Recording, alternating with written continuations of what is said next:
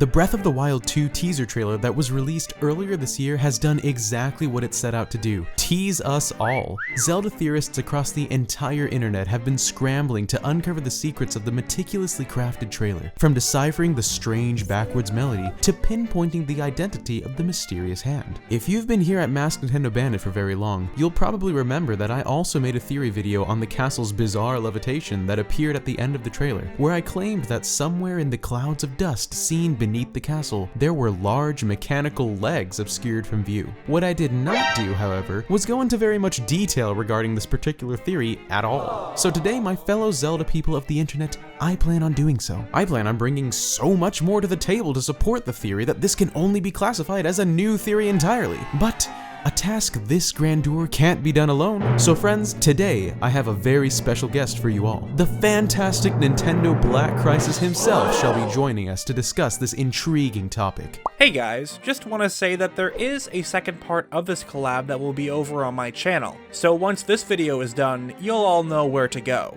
And now, without further ado, allow us to humbly present Hyrule's Moving Castle.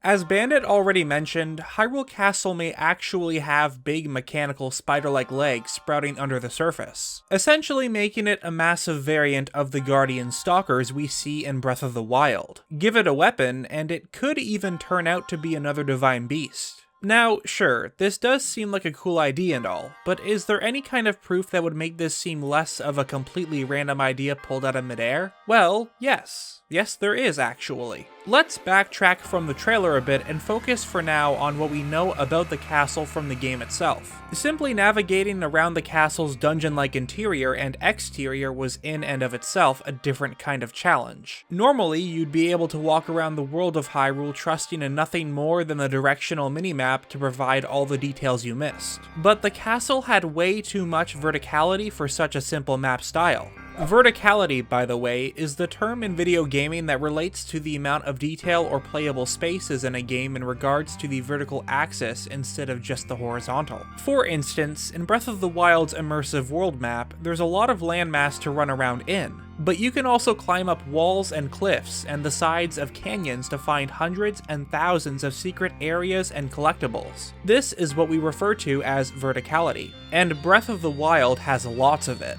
This concept is especially present within the castle itself. From a top-down view, it has too many overlapping areas for the regular minimap to be of any use at all. So instead, the castle utilizes a holographic map that allows you to see Link's position in 3 dimensions, easily solving the complex design of its verticality.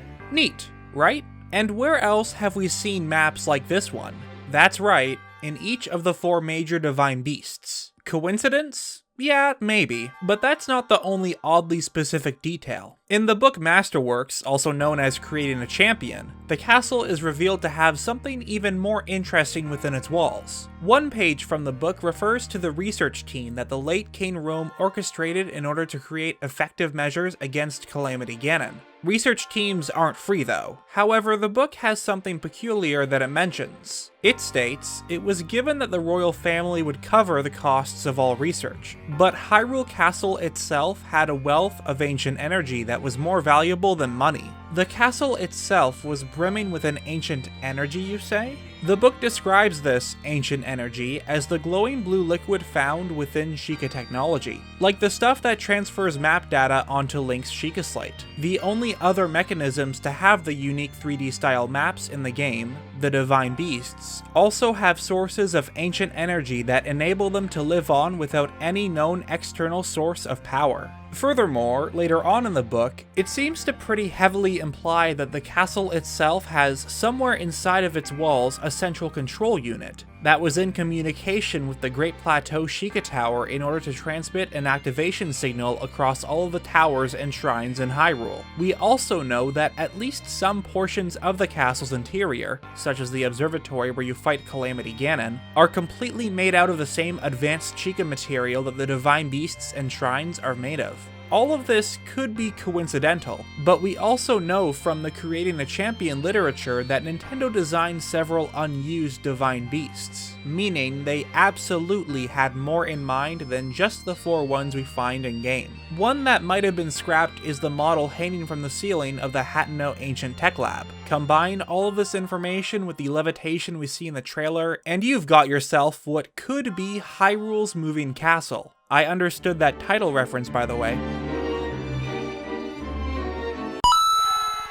So let's switch gears. The castle could be a divine beast, and those could be legs, moving the castle off the ground. But what if it isn't the first time this has happened? What if the castle actually moved to the spot it is now, meaning its original spot wasn't where it is currently? And what if I told you I know exactly where it used to be? Let's rewind once again to before Link enters the castle to defeat Ganon, before Link frees the divine beasts, even before Link glides down from the Great Plateau for the first time. Rewind all the way back to the beginning of the game, when Link first emerges from his slumber out into the sunny world awaiting him. The first structure you see, the very first one, is one that is all too familiar to many a Zelda veteran. Well, the ruins of it anyway. This building looks incredibly similar to a rather important chapel from another game entirely, one Ocarina of Time. In the game, if you enter the marketplace of Castletown and head off to the right, you can enter the fabled Temple of Time. This temple, with its signature 3-peaked front and unique theme, is the same temple that is now in ruins in Breath of the Wild. Now, it's true that the building has a few differences, such as the stairs leading to the building or the massive cylindrical section towards the back of the building just not being present at all in Breath of the Wild's variant, but these can easily be explained away by the fact that thousands of years have passed in between titles, and that cylindrical section in the back used to be used exclusively for holding the Master Sword, which has since been moved into the Lost Woods. But the key similarities that make this the same temple from Ocarina of Time, without a doubt, are the unique 3-peaked front of the building and the musical theme. Take a listen.